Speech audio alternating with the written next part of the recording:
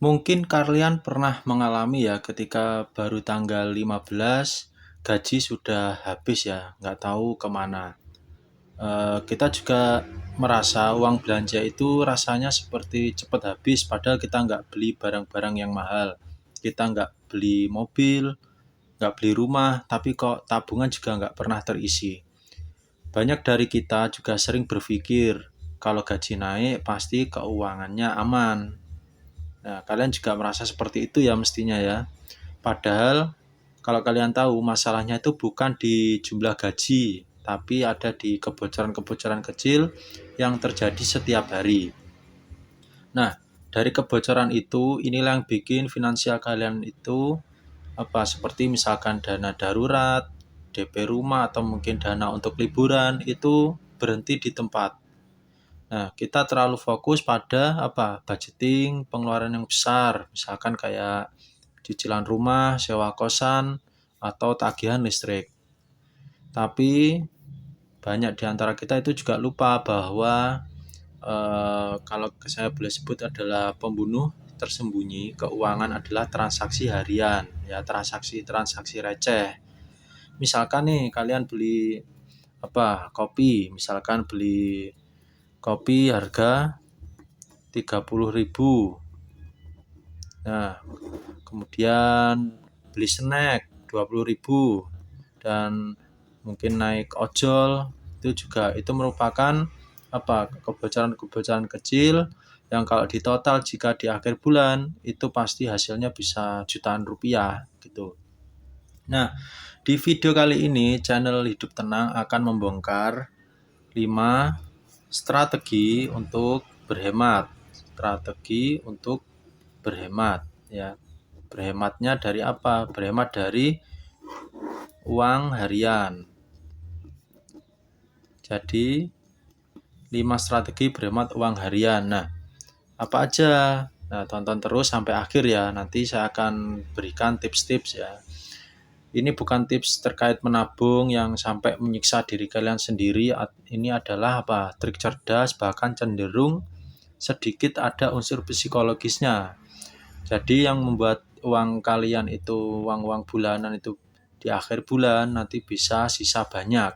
Nah, dan kita bisa mengalihkan sisa itu ke mana? Ke pos tabungan atau investasi ya. Oke, jangan lupa wajib tonton sampai selesai karena strategi kelima ini adalah kunci dari penerapan strategi ini yang akan mengubah kebiasaan boros menjadi kebiasaan menabung.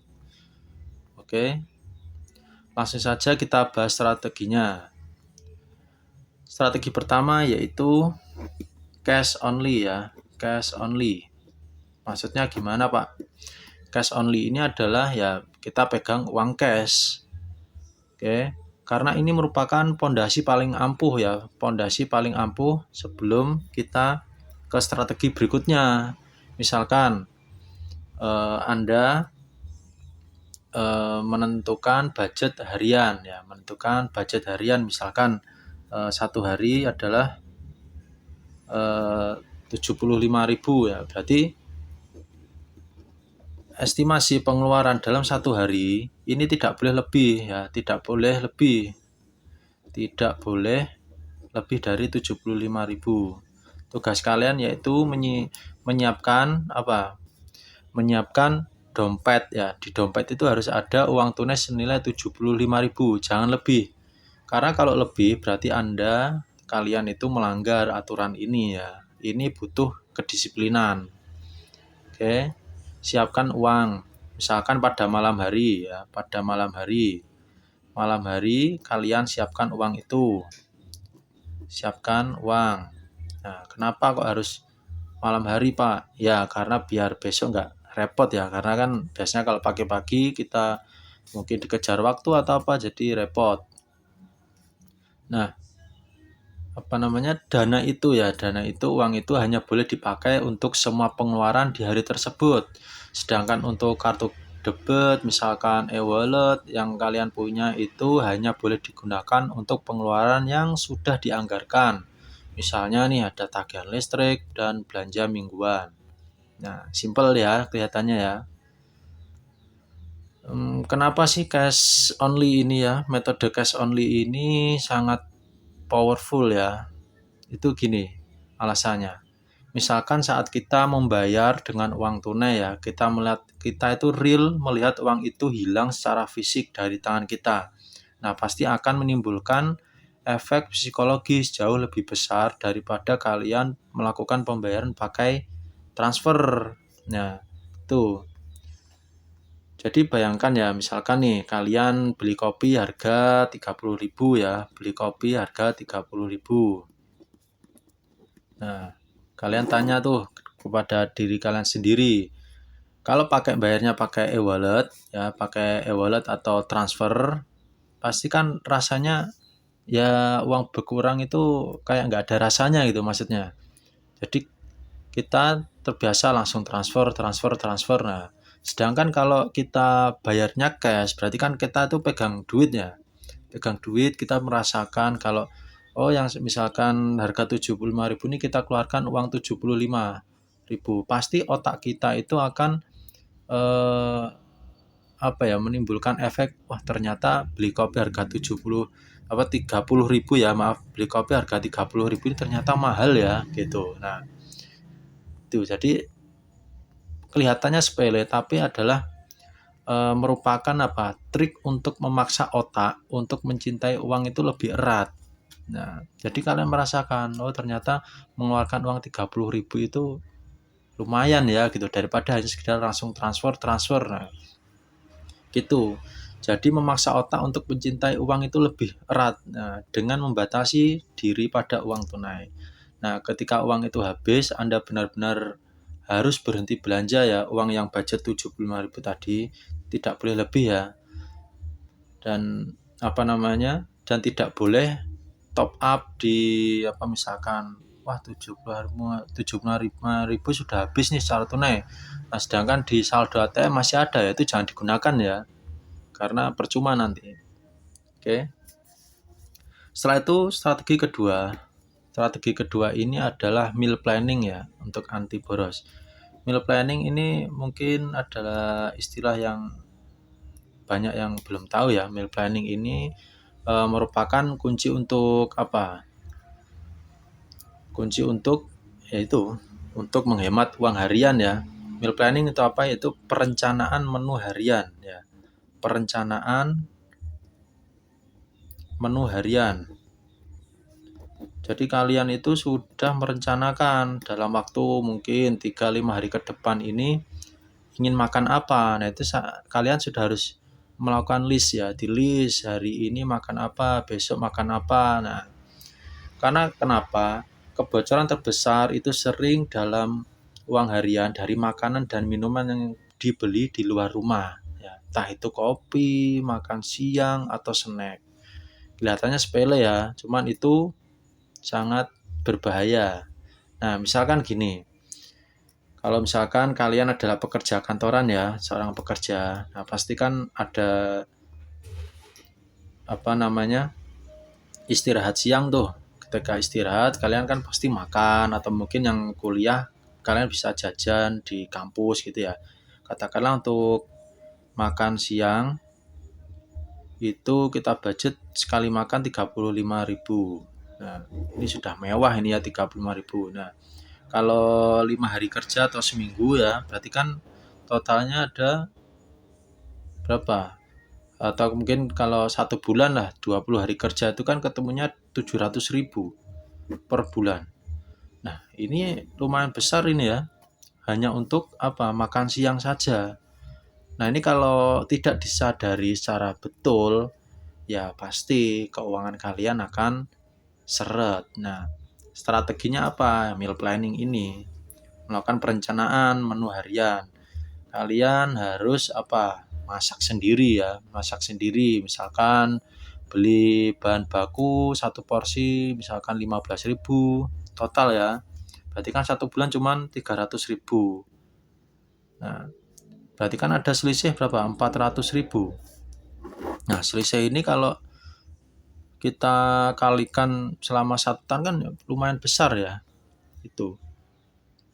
Nah, kemudian ini hanya 400.000 ini hanya kita peroleh dari apa? Hal-hal kecil, misalkan makan siang atau jajan.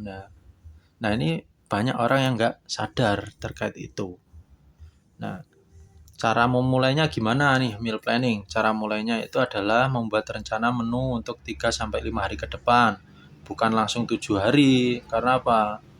Ya tujuannya supaya untuk menghilangkan keputusan membeli makanan di saat lapar. Nah itu.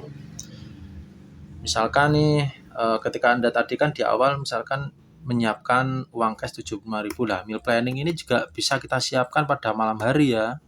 Kalau makanan mungkin harus masak dulu, tapi kalau misalkan snack kayak misalkan mau apa teh atau gimana ya itu kan disiapkan di malam hari atau ya atau mungkin minuman-minuman yang bisa dimasukkan kulkas. Nah, seperti itu. Kopi kan juga bisa. Oke. Di apa itu namanya? Meal planning ini merupakan salah satu strategi untuk menghemat uang harian. Nah, jadi tipsnya itu adalah bawa bekal, air minum, dan jauhkan diri dari area kantin ya, karena ini sangat penting, karena biar kita tidak terbawa nafsu untuk selalu beli makanan. Jadi ingat, setiap keputusan beli, jajan, atau apapun yang secara spontan itu adalah langkah kegagalan budgeting di hari itu. Dengan meal planning, kalian bisa menghemat ratusan ribu dan menjaga uang harian kalian tetap utuh. Nah, lanjut ya ketiga, yaitu cek saldo sebelum beli. Cek saldo sebelum beli ya. Nah, maksudnya gimana ini Pak? Jadi gini, kita semua tahu kalau di era digital ini transaksi sudah sangat mudah ya. Nah, oleh karena kemudahan ini merupakan pemicu terkait keborosan. Oke. Karena gini, saking mudahnya kita tuh kadang transfer sampai lupa, langsung transfer gitu aja. Tanpa disadari nanti di akhir saldonya tiba-tiba tinggal dikit ya. Jadi strategi ketiga ini, cek saldo sebelum beli, ini adalah untuk menjebak diri kalian sendiri ya. Menjebak ini maksudnya gimana ya, supaya sebelum Anda membeli ya cek dulu saldonya. Nah, jadi kan nanti ribet tuh jadinya. Tiap beli harus cek saldo dulu, tiap beli harus cek saldo. Nah, tuh. Jadi kalian tuh harus menciptakan keribetan yang disengaja. Nah, ini poinnya ya. Kemudian misalkan ini ketika kalian berada di kasir atau halaman pembayaran online ya, sebelum check out, jangan langsung transfer. Nah, jadi stop dulu. Kemudian cek tuh saldonya tinggal berapa ya. Kalau jadi kalian itu tata betul-betul saldonya. Misalkan berapa? Saldo tinggal 500.000 ya. Kalian pantengin itu. Bayangkan ya. 500.000 atau 100.000 gitu misalkan. Nah, kenapa itu? Itu ada efek psikologinya. Ya. Ada efek psikologinya. Apa efeknya? Nah, efeknya ini. Karena apa? Ada istilah impulse buying. Nah, impulse buying itu terjadi karena kita ingin cepat dan mudah. Begitu kalian dipaksa untuk stop sejenak dan melihat jumlah saldo yang besar atau berapa gitu ya, otak kalian itu akan mengaktifkan alarm penyesalan. Nah, ini ya, mengaktifkan alarm penyesalan. Nah, alarm penyesalan ini yang akan memaksa kalian untuk keluar dari mode otomatis dan masuk ke mode sadar ya, mode sadar. Nah, ini apa efeknya?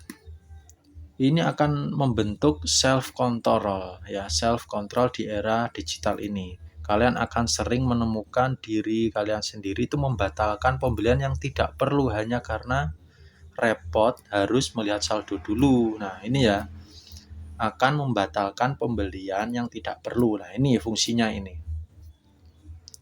Nah, sampai sini paham ya? Oke, sebelum lanjut, yang belum silakan subscribe dulu ya channel ini. Nah, jadi ingat bahwa hemat itu tercipta dari keribetan yang disengaja. Jangan biarkan kemudahan teknologi membuat kalian itu semakin boros secara otomatis. Nah, kemudian strategi keempat itu apa? Tunda beli. Nah, tunda beli sampai kapan? Ya 24 jam. Nah, unik ya strategi keempat ini ya. Jadi ini adalah aturan untuk melawan impuls buying, untuk yaitu terapkan aturan menunda 24 jam. Nah, aturan ini berlaku untuk semua barang yang bukan merupakan kebutuhan ya. Misalkan di atas 50.000 atau di atas 100.000. Jadi misalkan gini, ketika Anda misalkan masuk di sebuah toko ya, Anda melihat jaket bagus nih harga 200.000. Nah, karena kebetulan ada diskon atau misalkan kalian lihat di marketplace ada diskon nih dari harganya 1 juta jadi 200.000 ya, siapa yang nggak kepengen ya? Tuh. Jadi jangan langsung bayar. Nah, kalian harus menunda dulu. Nah, tunda dulu 24 jam ya, apalagi sekarang kan tiap hari di marketplace itu banyak sekali diskon. Ya, kita selalu diiming-imingi diskon. Nah, itu jangan langsung bayar, tunda dulu. Oke, kalian tuh perlu memindahkan ini ke keranjangnya dulu nggak apa-apa. Pindahkan ke keranjang ya, di aplikasi marketplace kan ada tuh keranjang. Di wishlist. Nah, atau mungkin dicatat di handphone. Nah, kemudian biarkan dulu sampai 24 jam.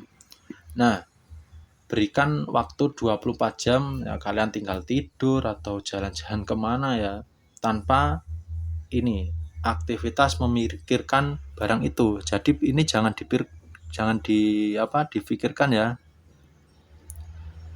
Jangan difikirkan. Oke. Jadi seolah-olah kita nggak ini menciptakan kondisi nggak butuh barang itu gitu ya. Karena apa? Banyak sekali ya impuls buying itu dipicu oleh emosi sesaat, rasa senang seperti misalkan seperti tadi melihat diskon, takut ketinggalan atau dorongan ingin memiliki. Nah, dalam konsep tunda 24 jam ini, emosi itu akan mereda dan pikiran logis kalian itu bisa mengambil alih.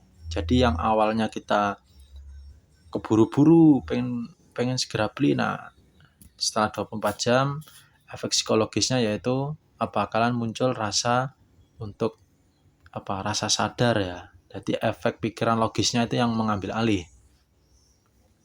Nah, dan nanti kalian akan berpikir, oh ternyata saya masih punya jaket tuh di lemari sangat banyak. Nah, ngapain saya harus beli lagi gitu. Nah, fungsinya menunda 24 jam itu adalah itu ya. Karena apa? Jaket yang sebenarnya ada kena diskon tadi itu tidak menyelesaikan masalah kalian, hanya mengisi kekosongan emosional. Nah, akan menguasai emosional ya kalau dituruti. Dan kita akan berpikir bahwa uang itu jauh lebih berharga jika masuk ke pos misalkan dana darurat atau investasi daripada hanya dibelikan sebuah jaket. Nah, gitu ya. Paham ya mungkin yang saya maksud. Nah, karena apa? Ini ada riset ya mungkin. Saya tuh pernah riset kalau saya sendiri bahwa ketika saya mau check out, saya masukkan ke keranjang setelah 24 jam itu misalkan dari 10 barang tuh.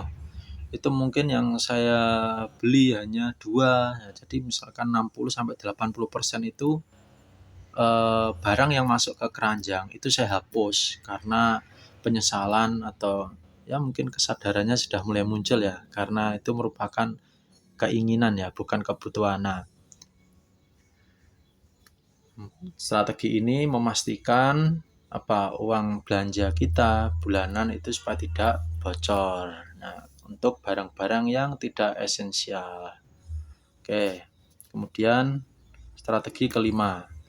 Strategi kelima ini kumpulkan uang ya, kumpulkan uang sisa. Nah, kumpulkan uang sisa ke rekening. Nah, Ini kalau orang-orang nyebutnya itu ada istilah sinking fund. Ya, sinking fund, oke. Jadi strategi ini itu adalah apa? Seperti game changer yang mengubah kebiasaan dengan mengumpulkan sisa uang-uang receh harian ke dalam rekening. Nah, dengan memiliki tujuan yang spesifik ya, tujuan yang spesifik. Nah, jadi tantangan terbesar saat menghemat adalah itu motivasi. Jika kita berhemat hanya untuk menabung itu terasa membosankan. Kita butuh tujuan untuk menyenangkan ya. Jadi kalau tujuannya menabung, tiap hari nabung kan pasti bosan. Nah, jadi harus tujuannya apa nih? Ya, si uang-uang sisa itu tadi. Nah, tentukan tujuannya dulu. Nah, misalnya kalian mau liburan ya, mau liburan kemana? Ke Bali, kemana? Terserah. Atau mungkin beli gadget baru ya, beli gadget. Nah, ini juga bisa. Jadi harus ada tujuan apa? Spesifik. Nah, ingat ya bahwa apa namanya?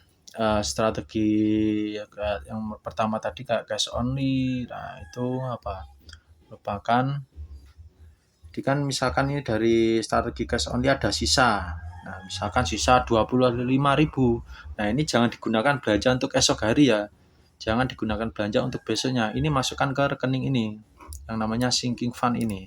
Jadi sisanya yang cash only itu masuk ke sinking fund. Oke. Nah, uang-uang sisa itu tadi digunakan untuk tujuan yang spesifik seperti yang sudah saya jelaskan tadi.